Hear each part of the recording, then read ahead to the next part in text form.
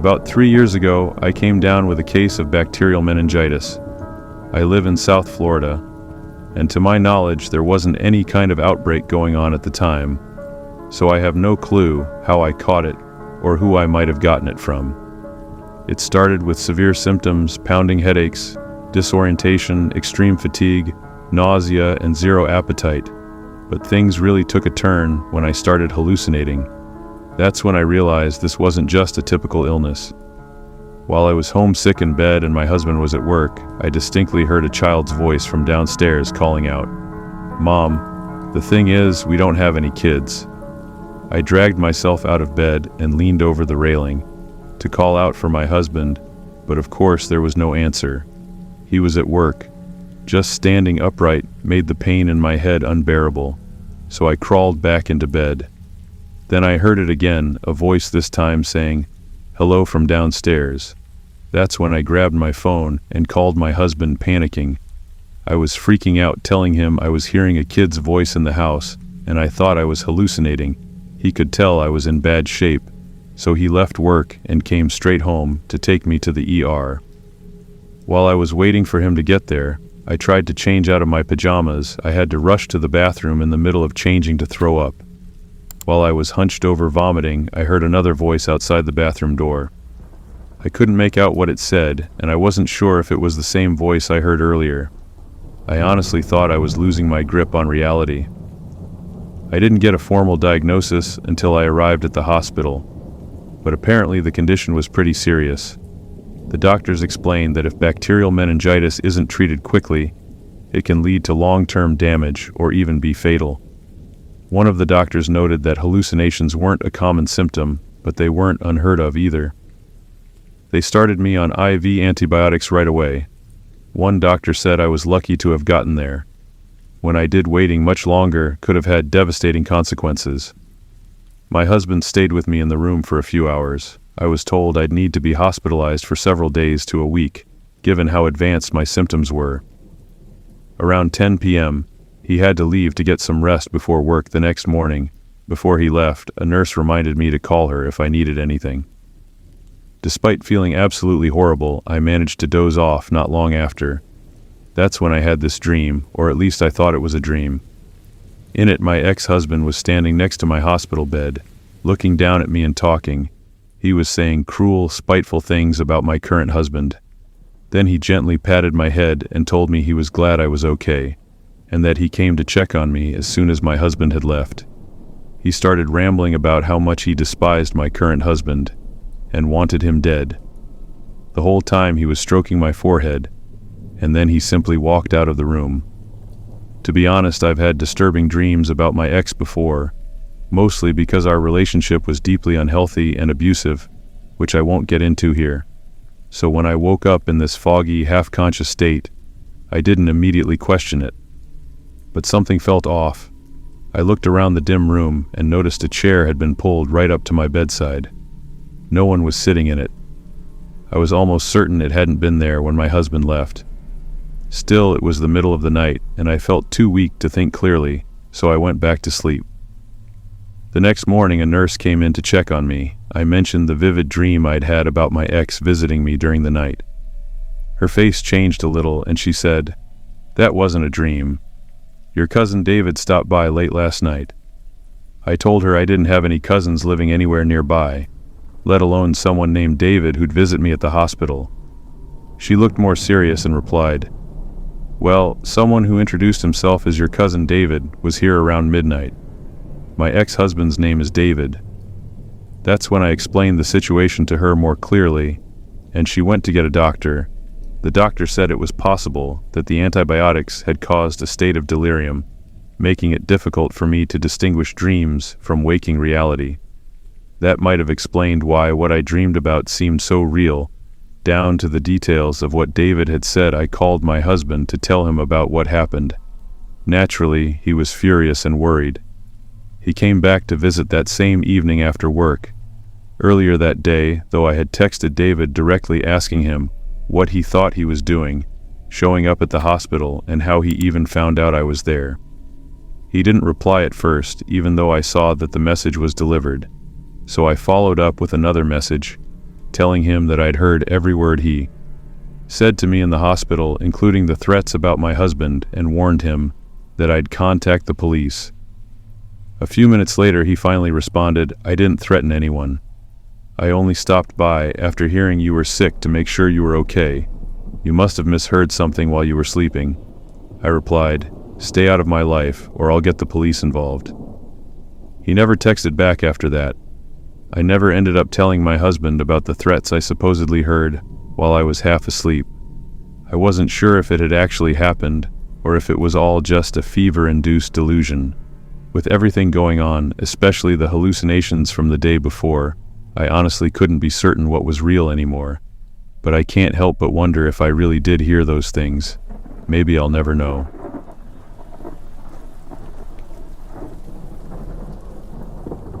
I got discharged from the hospital the following week. Around that time, I had matched with this girl on Tinder named Francesca. We're still friends, actually. She gave off a chill vibe. From the start, she had a full sleeve of tattoos on her left arm, streaks of red in her hair, and her profile mentioned how much she enjoyed working out.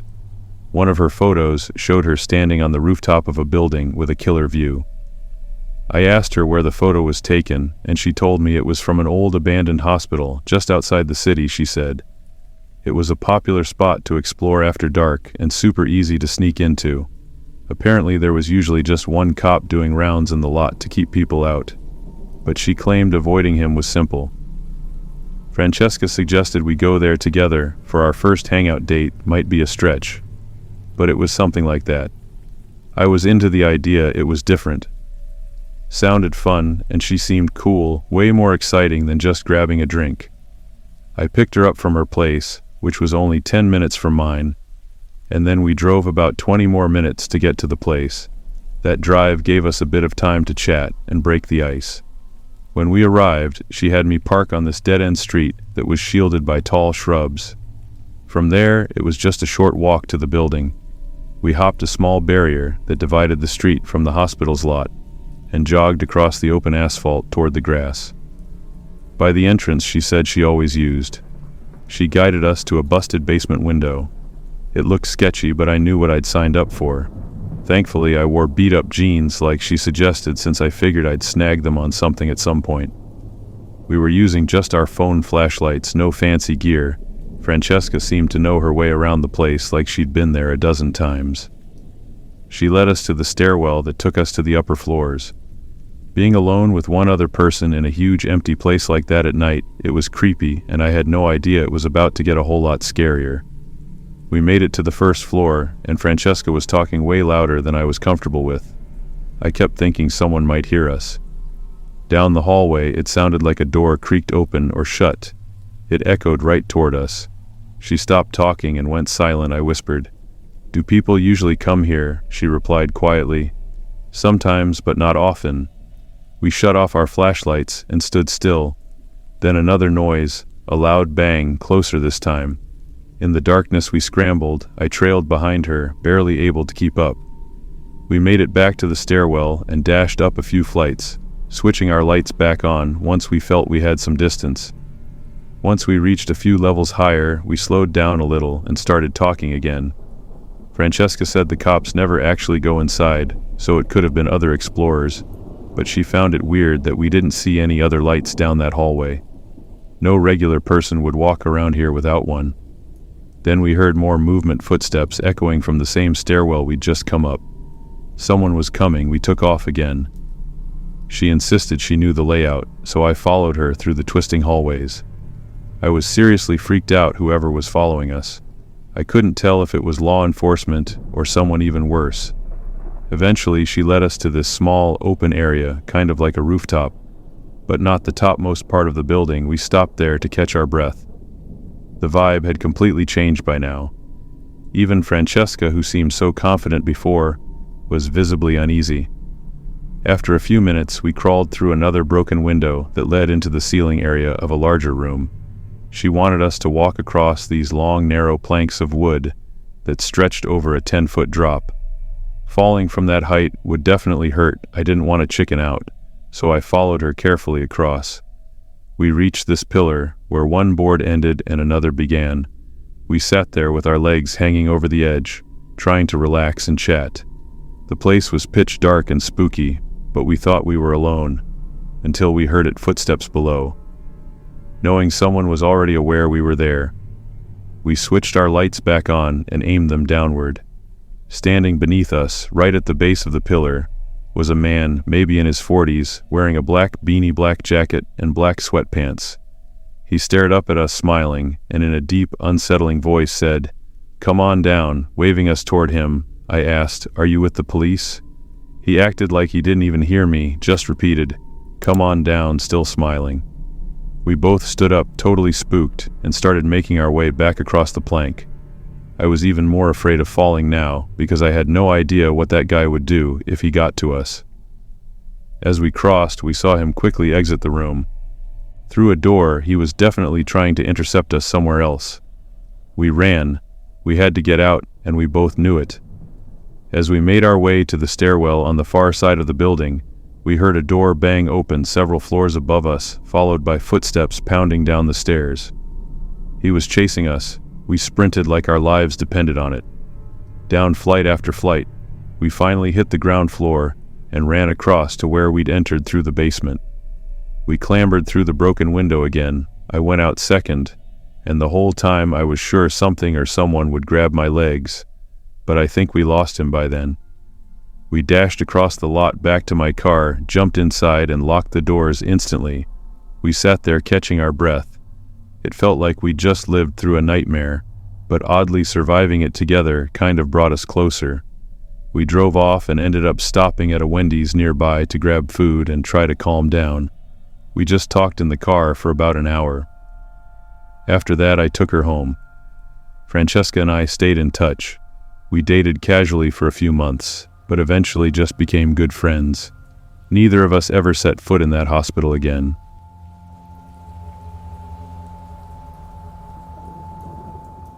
I've worked as a nurse in several medical centers and care facilities over the years. Before my current job, I was employed at a senior care hospital located about half an hour from my home. I'd already had experience with elderly patients, so stepping into that environment wasn't new to me. I had only been at this hospital for a few weeks when this happened. The experience I'm about to share occurred during my second to last shift there, and for good reason. That evening I was scheduled for the overnight shift and was running on almost no sleep. I had been assigned to the memory care unit where patients with Alzheimer's were treated. The residents in that section had quickly grown fond of me. I was a woman in my 20s, and I think my youth and energy gave them some comfort. Many of them were left to drift through their thoughts most of the day, and having someone physically present seemed to bring them back to the present moment at least briefly. That night I was attending to a few different patients, but one woman stood out more than the rest. Her name was Lena. It was the first night I'd been assigned to her room, and she kept telling me about voices she could hear, and a man in dark clothing who appeared in the corner of her room. The other lady in the room had asked for the curtain to be drawn between them earlier in the evening, so Lena would stop bothering her. That roommate rarely spoke, but would smile when I was around. She was quiet and often confused. My shift began around 9 p.m., and by 11 most of the patients had fallen asleep, all except Lena. Every time she rang for me, she'd seem terrified, whispering about the voices and the man in black who kept watching her. Honestly, it was starting to make me uneasy. I didn't doubt that she was seeing and hearing something in her mind. It was real, and I felt for her. It must have been frightening. I tried to comfort her the best I could, helping her calm down without disturbing the other patient, by turning on the TV or making too much noise. I sat by her side, held her hands, and encouraged her to breathe slowly and try to relax. I reminded her that she wasn't alone. I was nearby and ready to help at any time. Eventually, this seemed to soothe her. The next time I checked on her, she had finally drifted off to sleep. Once the patients were all resting, the night slowed to a crawl. Time seemed to stretch on forever. A little while later, I was in the supply room, organizing linens, when I heard a noise. The space was tiny and completely quiet, and the door had been shut, so any sound was immediately noticeable. I looked around but saw nothing and went back to restocking. That's when I suddenly felt a firm hand on my shoulder. I turned quickly, heart racing, but there was no one there. Absolutely no one in the room, and yet I knew what I felt it was like. Someone had actually grabbed me. I stepped into the hallway to see if another nurse was nearby, but the corridor was completely empty. Everything was still. I had no choice but to get back to my task. Once I finished loading the cart and turned to head out, I froze and collapsed to the floor in shock. Standing outside the door, staring in through the small window, was a man in a black outfit grinning. My scream was loud enough to wake up the entire unit. The figure disappeared from view almost immediately. Moments later, another nurse burst into the room to help me up. Clearly startled by the noise, still in a panic, I asked her if she had seen the man in black. She looked confused and replied, "What man? There's no one here. We checked the entire ward." Meanwhile, Lena had woken up. My screaming must have stirred her. When I entered her room, she was muttering again about the voices. She mentioned hearing someone scream, not realizing it had been me. I asked her to describe the man in black. I wanted to know if he had been smiling. She gave me a long, hard look, the most focused I'd seen her all day, and replied with a question, "How did you know?" Even though my heart was already pounding, her words made it skip another beat. Suddenly she started shouting, "Get me out of here, he's coming." The other nurses rushed in to calm her down. That night, I was moved to another section to work alongside a colleague. Eventually, I left early because I was too shaken up to continue. The following day, I messaged the head nurse and told her that my next shift would be my last. I didn't feel comfortable coming back after what had happened, and thankfully she responded with understanding. I've never been diagnosed with any psychological issues. I've never hallucinated before, and I know sleep deprivation can do strange things to the mind. But this felt like something else entirely. The sensation of a hand on my shoulder, the image of that grinning man behind the glass, and Lena, who had described the same thing. It was all too real, too coincidental. To this day, I think of it as one of those rare, unexplainable events, something eerie and possibly supernatural, and I truly hope it was a once-in-a-lifetime experience.